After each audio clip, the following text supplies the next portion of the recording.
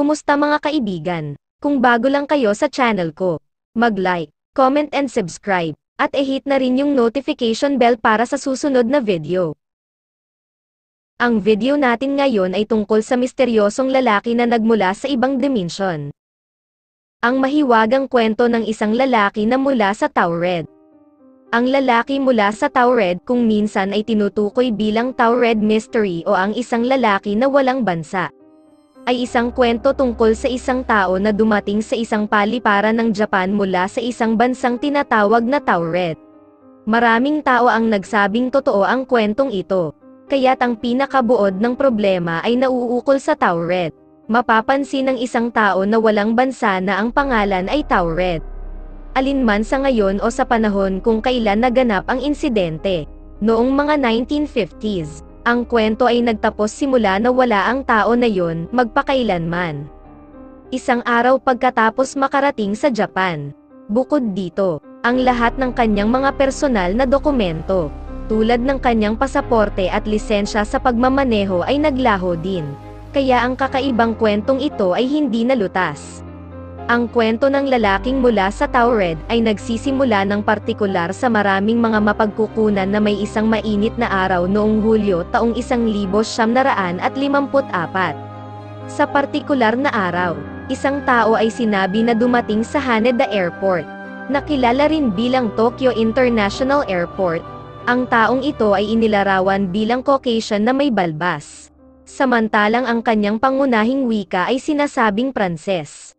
Ipinagkatiwala na nagsalita din siya ng wikang Hapon at maraming iba pang mga wika.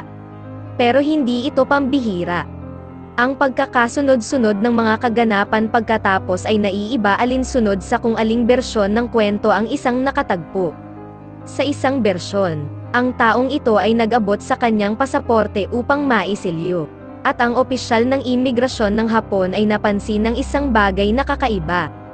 Kung titingnan ang pasaporte ay tunay, pero ang bansa kung saan ito inisyu ay Taured, ay kinikilala bilang hindi umiiral na bansa, alinman sa opisyal o isa sa kanyang mga kasamahan, na nagpapahiwatig na ang lalaki ay dapat nadalhin para sa interogasyon.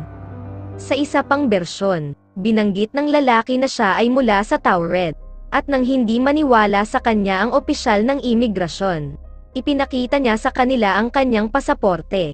Ang susunod na bahagi ng kwento ay detalyado na ang lalaki na nagsisikap na kumbinsihin ang mga opisyal ng imigrasyon na tunay na umiiral ang Taured.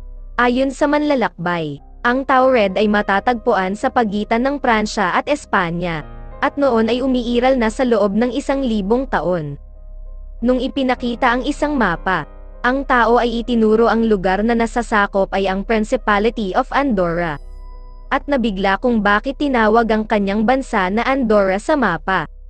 Ang magkabilang panig ay tumangging magpaubaya. Iginiit ng mga opisyal ng Hapon na ang Taured ay di umiiral.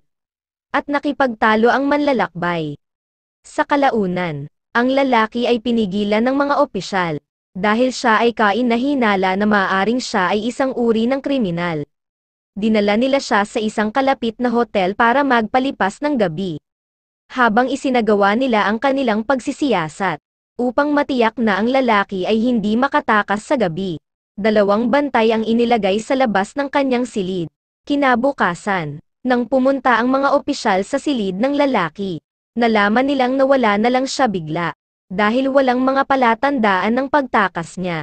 Bilang karagdagan, ang lahat ng kanyang mga personal na dokumento, na maaring magsilbing katibayan sa bisa ng kwento, ay tila nawala din.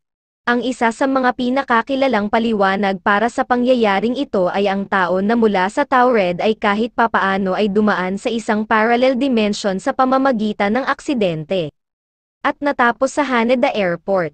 Iminungkahi na, batay sa paliwanag na ito, mayroong isang parallel Earth na katulad ng sa atin.